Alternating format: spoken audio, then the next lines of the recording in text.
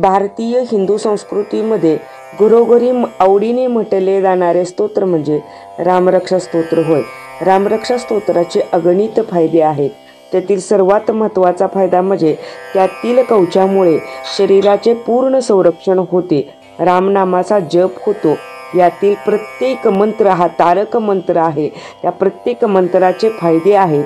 हे रामरक्षा स्तोत्र सिद्ध कसे करावे हे आज मी तुम्हाला सांगणार आहे. 3 ऑक्टोबर 2024 पासून शारदीय नवरात्राला प्रारंभ होत आहे. 3 तारखेला घटस्थापना आहे.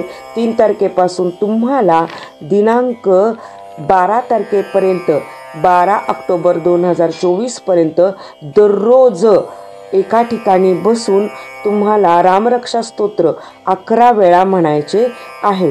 तुमच्या सवडीने ती वेळ सकाळची किंवा संध्याकाळची कोणतीही ठरवा. एका जागी बसून तुम्हाला स्वच्छ होऊन तुपाचा दिवा लावून 11 वेळा सलग रामरक्षा म्हणायची आहे.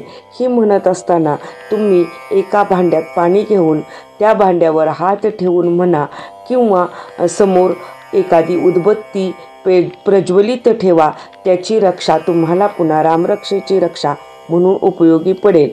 3 तारखेपासून 12 तारखेपर्यंत तुम्ही सलग दिवसाची 11 वेळा रामरक्षा म्हटली तर ती रामरक्षा सिद्ध होते.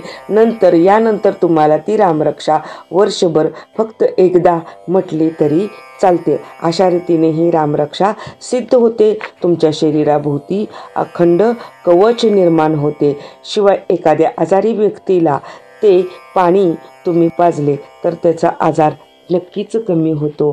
तुम्ही आता या शारदीय नवरात्राला ही रामरक्षा नक्कीच सिद्ध करा. धन्यवाद.